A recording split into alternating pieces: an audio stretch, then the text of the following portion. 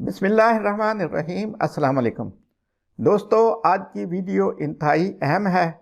आपने इसको मुकम्मल देखना है और अपने दोस्त अहबाब और रिश्तेदारों को भी शेयर करना है। आजकल फ्रॉडी हर तरफ दंदनाते फिर रहे हैं। हम में से कई एक इन फ्रॉडियों के चुंगल में आ जाते हैं। उनके तरीका वारदात में जो बड़े हथियार हैं उसमें एक ये है कि वो आपके रिश्तेदार बन के आपके जज्बात से खेलते हैं, आपको इमोशनल ब्लैकमेल करते हैं। दूसरा तरीका यह है कि वो आपको डर और खौफ दिलाते हैं, जैसे कि आपका अकाउंट बंद हो जाएगा, मैं FIA से बोल रहा हूँ, आपके अकाउंट में इतने पैसे जो हैं आ गए हैं, आप वेरिफिकेशन करवाएं, वरना आपके वो पैसे जो हैं वो स्टेट बैंक जो है वो उसको ज़ब्त कर लेगा। उसके अलावा फिर तहरीस और लालच का सहारा लेते हैं कि आपका नाम बेनज़ीर इनकम सपोर्ट प्रोग्राम में शामिल था, आपके इस नंबर पर 75,000 रुपया या कितनी रकम निकली है, तो आप इस नंबर पर रब्ता कायम करें। या मुख्तलिफ इनामी स्कीमें चलती रहती हैं TV पे, बोल गेम शो है, जियो जीतो पाकिस्तान है, या कुछ और प्रोग्राम्स हैं जिनका सहारा लेके वो बताते हैं कि आपका उसमें इनाम निकला है। दूसरा ये है कि किसी मतलब कि लिप्टन चाय या कोई और कंपनी, उन्होंने घर घर सर्वे करवाया था और आपका नाम उसमें शामिल था, आपका कोरा अंदाजी के ज़रिए इनाम निकला है, आप इस नंबर पर रब्ता कायम करें। उसके अलावा अभी होता है कि अगर आपकी कोई कंसाइनमेंट आनी है या आप किसी दफ्तर में हैं, स्कूल में हैं, तो वहाँ पे होता है जी आपका वहाँ से जी सामान आ रहा है, आपका फर्नीचर मंजूर हो गया था। वो फर्नीचर उन दिनों आ भी रहे होते हैं, तो उसमें यह है कि आपका फर्नीचर तो हमारे पास आ गया है, अब आपके पास भेजना है, आप इसका किराया जो है वो एडवांस भेज दें।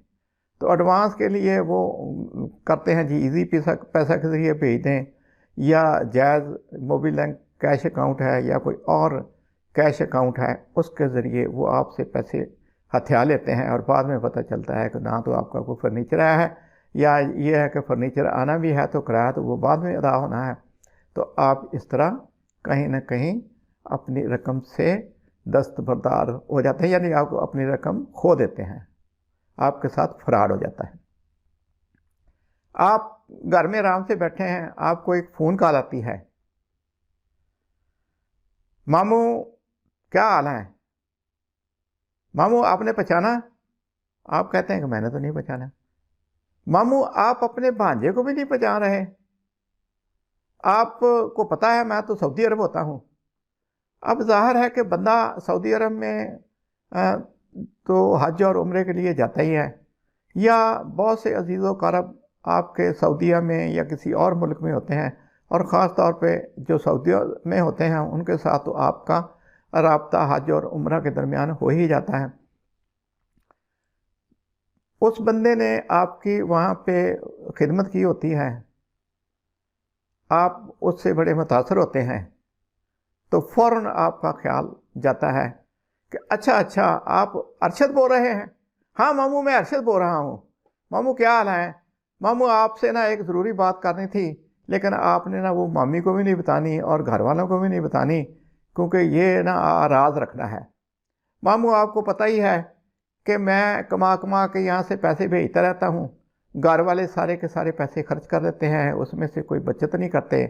मैं चाहता था कि कोई पैसे बचा के कोई दुकान ले लूँ, गाड़ी ले लूँ या कोई प्लाट ले लूँ, लेकिन वो मेरी तो कोई पेश नहीं चलने देते। अब हम जानते हैं कि अक्सर हमारे गिरदोनवा में अज़ीज़ो कारब में ऐसे ही होता है कि बाहर उनका जो फ़र्द गया हुआ होता है वो पैसे कमा कमा के भेजता है, और घर वाले बड़ा बेदर्दी से उसको खर्च करते हैं और उसमें से कुछ सेविंग भी कम ही करते हैं। तो बंदा मुतासर होता है कि यार इसके साथ ये तो मसला है। तो वो कहता है कि मैं आपको पैसे भेज देता हूँ, जैसे ही मैं पाकिस्तान आऊँगा तो आपसे पैसे लेके इस्तेमाल कर लूँगा। हाँ मामू जितने देर आपके पास पैसे रहेंगे आप बेशक इनको इस्तेमाल कर लें, आप चाहें कहीं इन्वेस्टमेंट कर लें या जो भी कर लें, मैं आपसे असल रकम ही लूँगा। आप कहते हैं कि चलें ठीक है, सोचते हैं कि यार इसने मेरे साथ नेकी की थी, आप भी इसके साथ थोड़ी सी नेकी कर लें। तो वो कहता है जी आप अपना शनाख्ती कार्ड नंबर भेज दें, तो आप शनाख्ती कार्ड नंबर उसको लिखा देते हैं। थोड़ी देर के बाद वो मतलब वो कहता है कि थोड़ी देर के बाद ना आपको बैंक से कन्फर्मेशन की कॉल आएगी, वो आपके पर्टिकुलर पूछेंगे, आप बता दीजिएगा। अब ये है कि ऐसे सॉफ्टवेयर आ गए हैं कि वो बैंक के साथ मिलता जुलता नंबर या बैंक का नंबर ही आपके मोबाइल फ़ोन पे शो हो रहा होता है। तो वहाँ से वो नुमाइंदा बोलता है जी आप के इतने पैसे आए हैं, किसने भेजे हैं, आप बताते हैं जी आप का वालदा का नाम क्या है, आपका पूरा नाम क्या है, यूँ है, इस तरह है। वो जैसे भी पर्टिकुलर हैं, आप बैंकों वाले आमतौर पे वेरिफिकेशन करते हैं जब आपने अपना कार्ड वगैरह एक्टिवेट करवाना होता है या आपका पिन कोड गुम हो जाए दोबारा लेना होता है, तो बैंक से जब आप रब्ता कायम करते हैं तो वो जिस तरह के वो सवालात पूछते हैं, वो बंदा भी वहाँ से वैसे ही सवालात पूछता है। वो जैसे कॉल बंद होती है थोड़ी देर बाद आपका वो 100 कॉल जाली भांजा आपको कॉल करता है, मामू वो बैंक से कॉल आ गई है। तो आप कहते हैं जी आ गया। मामू आपको ना उतने बताया है जितने पैसे, वो उससे ना कोई थोड़ा 50 रुपये कम वो सर्विस चार्जेस कटेंगे और उसके बाद आपको वो पैसे मिल जाएंगे। और पैसे आज नहीं कल मिलने हैं, बैंक में आपने कल जाना है और आप ये एक कोड लिख लें, ये कोड आपसे पूछेंगे तो आप कोड भी बता दीजिएगा। चलें जी, थोड़ी देर गुजरती है तो उसके बाद या उसी दरमियान में वो कहता है मामू बस मैं आपको ना दोबारा कॉल करता हूँ, वो मेरे कफ़ील के नंबर से कॉल आ गई है, मैं ज़रा देख लूँ कि उसको क्या बीमारी है। अच्छा जी, फिर आपको कॉल आती है, मामू बड़ा मसला पैदा हो गया है। मामू मैंने ना एक मेरे साथ दोस्त था, उससे मैंने पैसे उधार लिए थे। उस वक्त मैंने अपना कारोबार शुरू करना था और कुछ कफ़ील के भी पैसे देने थे, तो उसने मुझे ना 5 लाख रुपया दे दिया था। अब ये है कि उसने कफ़ील को कहा है कि ये बंदा मेरे पैसे नहीं दे रहा है, मामू मुझसे भी गलती हो गई है, उस बंदे ने तो मेरे साथ नेकी की थी, तो मैं उसके पैसे लौटा नहीं सका। अब ये है कि उसके किसी अजीज़ का एक्सीडेंट हो गया है या उसके बेटे का एक्सीडेंट हो गया है, वो अस्पताल में पड़ा है, मौत हयात की कश्मकश में है, उसका आज ऑपरेशन होना है। वो कहता है जी मुझे अभी पैसे दो, और वो कफ़ील का दोस्त है और कफ़ील ने कहा जी ये अपना पासपोर्ट वगैरह मेरे पास जमा कराओ, तो मैंने तुम्हें डिपोर्ट भी करवा देना है और जेल में भी करवाना है, आप इसके पैसे दे दूँ। आप कहते हैं कि यार मेरे पास तो पैसे नहीं है, आपके पैसे तो कल आना है। मामू देखें एक दिन की बात है, तो आप अपने भांजे पे इतना एतमाद भी नहीं करते। अब मेरी ज़िंदगी का सवाल है, ये मुझे डिपोर्ट कर देंगे, मैं थोड़ा बहुत ये स्टेबल हुआ था, मैंने कोई अच्छा अपना कारोबार भी किया था, तो मैं तो बिल्कुल तबाह हो जाऊँगा। आप सोचते हैं कि यार इस बंदे ने मेरे साथ बड़ी नेकियां की थी, तो क्यों ना मैं भी इसके साथ थोड़ी बहुत ही नेकी कर दूं।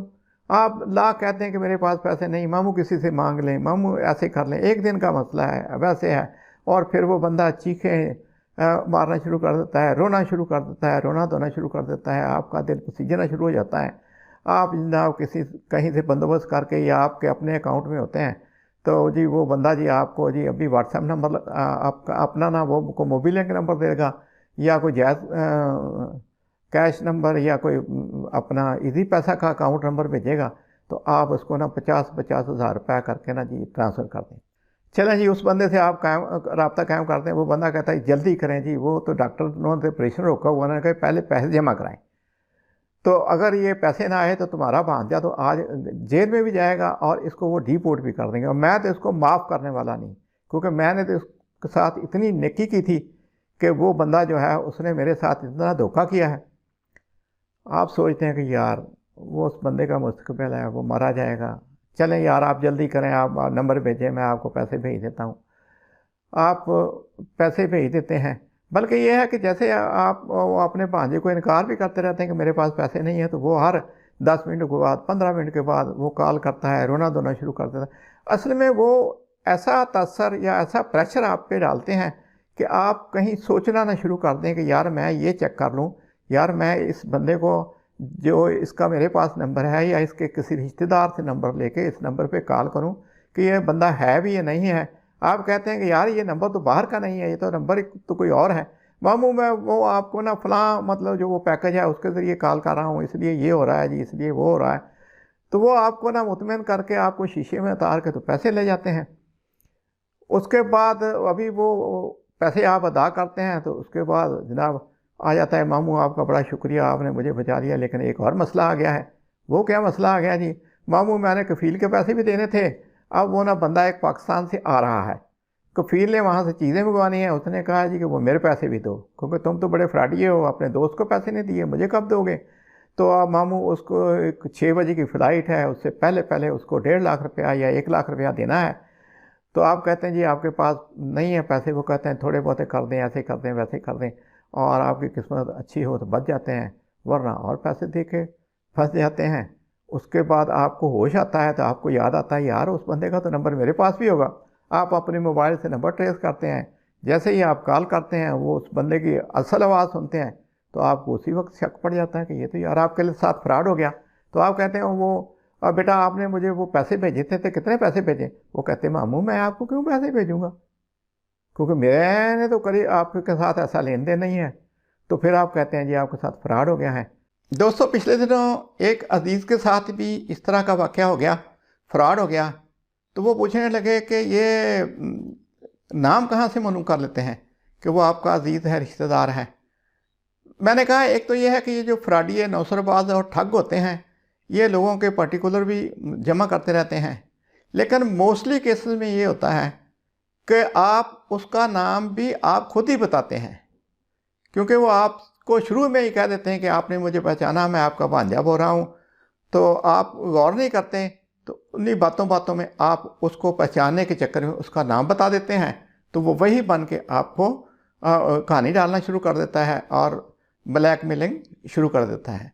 उस अजीज़ के साथ भी ऐसे ही हुआ कि उस भाई एक दूर का भांजा बाहर था, सऊदीया में था, उसने भी यही किया कि जी मेरा बड़े महीनों से मुझे काम नहीं मिल रहा, मैं निकम्मा हूँ और अकामा ड्यू हो गया है, अगर मैंने अकामे की रकम ना दी तो मेरा जो है वो वीज़ा एक्सटेंड नहीं होगा और मुझे वो वहाँ से निकाल देंगे, तो मैं तो तबाह हो जाऊँगा, मेरा कारोबार ख़त्म हो जाएगा, मुझे आप पैसे भेज दें।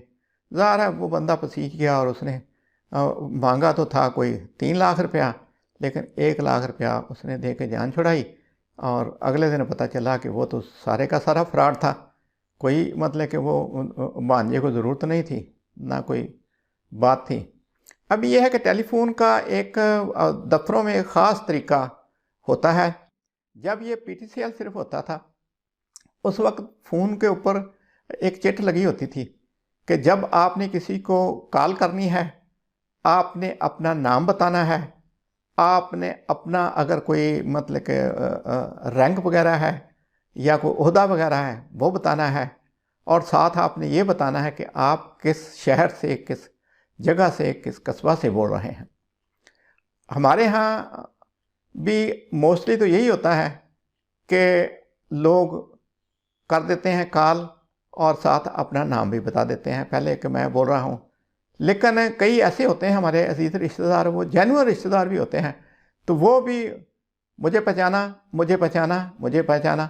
ओ भाई क्या पहचानना है आपको, लोग तो पहचानने के नाम पे फ्रॉड कर लेते हैं। सीधा सीधा आप बताओ कि मैं फ़लाँ जगह से बोल रहा हूँ। तो जब कोई आपके साथ इस तरह की बात करता है कि मुझे पहचाना, तो आप कॉन्शियस हो जाएं। अभी चंद दिनों पहले मैं बाहर ही बैठा हुआ था धूप में आप बैठे हो तो आपको जो मोबाइल का नंबर है या नाम जो है वो आ रहा होता है, तो वो भी आपको नज़र नहीं आता। तो आप जैसे ही मोबाइल ऑन करते हैं तो उसके बाद बंदा जब बोलता है तो पता चलता है। अब मेरी पिछले दिनों तबीयत ख़राब थी, तो एक बंदा बोल रहा है जी मामू आजकल आपकी तबीयत कैसी है। अब ज़ाहिर है कि हर बंदे को कोई ना कोई मसला तो है, तो बंदा सोचता है कि यार ये मेरा कोई अजीज़ होगा जिसको पता है कि मैं बीमार था पिछले दिनों, अब ये हालचाल पूछने लगा है। तो मामू मुझे पहचाना? मैंने कहा यार मैंने नहीं पहचाना। और नहीं मामू कोशिश तो करें, तो आपका मैं भांजा हूँ, आप अपने भांजे को भी नहीं पहचानते। मैंने कहा बेटा मैं बूढ़ा हो गया हूँ, मेरी याददाश्त इतनी काम नहीं करती, तो आप अपना नाम बताओ और कहाँ से बोल रहे हैं। अच्छा मामू आपने वाकई नहीं पहचाना? मैंने कहा यार अगर मैं पहचानता तो क्यों पूछता। अच्छा मामू मैं अली बोल रहा हूँ। अब इत्तेफाक ये है कि मेरा ना तो कोई सगा भांजा है और ना ही कोई दूर परे का अली नाम का भांजा है।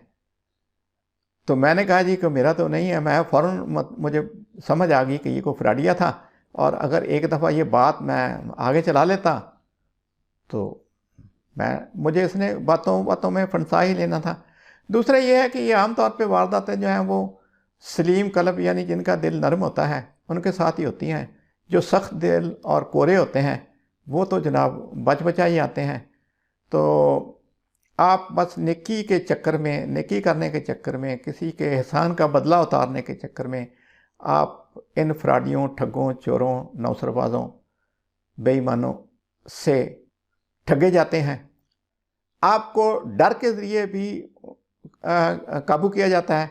मसलन आपको फ़ोन कॉल आती है कि मैं बैंक से बोल रहा हूँ, फ़लाँ बैंक से बोल रहा हूँ, उसमें आपका अकाउंट है और अकाउंट जो है आपके क्वाइफ जो है वो वेरीफाइड नहीं है, आपका अकाउंट डॉर्मेंट हो गया यानी बंद हो गया है, या आपका ये कह देंगे कल से बंद हो गया है और उसके बाद ये खुलेगा नहीं जल्दी, तो आपकी वेरिफिकेशन करवानी है।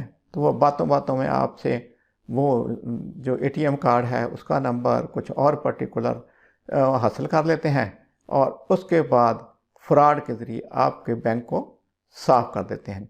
अब तो ये कहते हैं कि कुछ ऐसे सॉफ्टवेयर भी आ गए हैं कि आपके बैंक से जैसे ही पैसे निकलेंगे तो उसको आपको अलर्ट भी दिया है, क्योंकि वो सॉफ्टवेयर के ज़रिए आपका वो जो अलर्ट वगैरह है वो भी डिसकनेक्ट कर देते हैं या डिसेबल कर देते हैं। इसी तरह आपको कोई बंदा कॉल करता है, मैं FIA से बोल रहा हूँ जी, आपके अकाउंट में ना इतने पैसे आ गए हैं और ये किसी गलत मतलब के इनकम से आए हैं, तो आपका अकाउंट जो है वो बंद हो जाएगा और ये पैसे जो हैं ये स्टेट बैंक ऑफ पाकिस्तान ज़ब्त कर लेगा। आप बड़ा कहते हैं जी ये तो बैंक का नंबर नहीं है, ऐसे नहीं है, वैसे नहीं है, यूँ नहीं है, तो वो बंदा जो है वो आपको ऐसा प्रेशर डालता है। आप भी सोचते हैं जो बैंकों का हाल है, जो या पूरे मुआशरे का हाल है या जो दफ्तरों का हाल है, कि आपको इनसे काम पड़ जाए तो वो आपकी नाक से लकीरें निकलवाते हैं।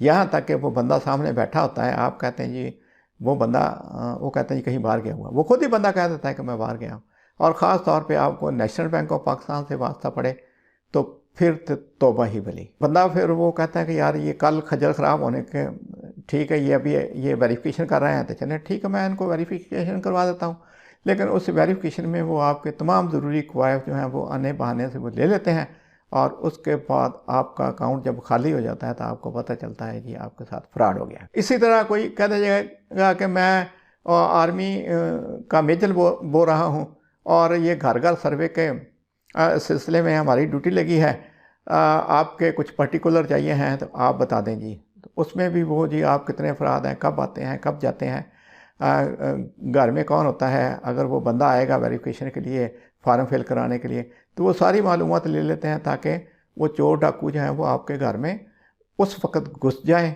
जिस वक़्त आपके घर में कम से कम अफराद होते हैं, ये घर में एंट्री और अखराज हो रहा होता है, उसी को मौका गनीमत जानते हुए वो आपके घर में दाखिल हो जाएं और गन पॉइंट पे आपको लूट लें। एक और है मसला कि वो पिछले दिनों PTCL पे फ़ोन आया कि जी मैं मशमारिया से बोल रहा हूँ, किसी को कहते हैं जी मैं स्टेट बैंक से बोल रहा हूँ, हम ये सर्वे कर रहे हैं कि ये जो महंगाई है कितने हो गई है और इससे आप किस तरह अफेक्ट हैं, आपसे मालूमात लेनी है। तो मैंने कहा भाई मैं इतना फ़ारिग नहीं हूँ, को और घर तलाश कर लें, क्योंकि सर्वे जो करना है आपने वो कौन सा 100% लोगों से करना है, तो वो भी ज़ाहिर है फ्रॉडिये आपको किसी न किसी बातों में चकमा दे के आपके पर्टिकुलर लेके आपको कोई ना कोई नुकसान पहुँचाते हैं।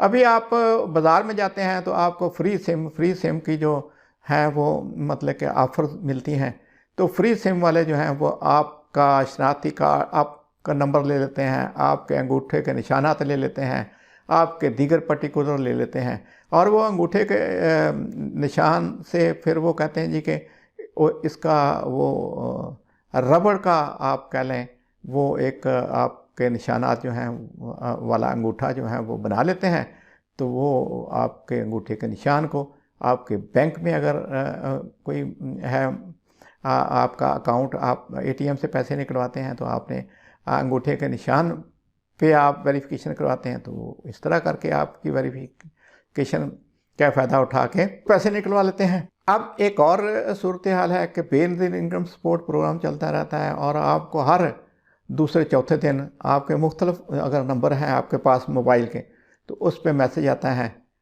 कि डियर कस्टमर, आपका ये number Benazir income support programme BISP में रजिस्टर्ड है और आपके अकाउंट में 75,600 रुपये, और कभी पहले वो कम रकम होती थी, कभी 25,000 आती थी, कभी 37,000 आती थी, और कभी अब शायद अगले दिनों में लाखों में भी आना शुरू हो जाए। आप जी इस नंबर पर रब्ता कायम करें। जैसे ही आप रब्ता कायम करेंगे तो वो ज़ाहिर आपको वो कहानी शानी डाल के आपसे वो पैसे ले लेंगे कि आपका केस प्रोसेस करना है, ये ऐसे करना है, वैसे करना है, आप इतने पैसे भेज दें। या ये है कि मुख्तलिफ प्रोग्राम चलते रहते हैं, गेम शो चलते रहते हैं जी, बोल गेम शो है जी, जियो पाकिस्तान है, या कोई और प्रोग्राम है, उसके हवाले से आपको मैसेज आ जाता है। बाद का तो फ़ोन कॉल भी आती हैं कि आपका इनाम निकला है जी, आप इस तरह करें जी, फ़लाँ नंबर पे फ़ोन करें जी, ऐसे करें वैसे करें। कहते हैं जी लालची ज़िंदा रहें तो ठग भूखे नहीं मरते।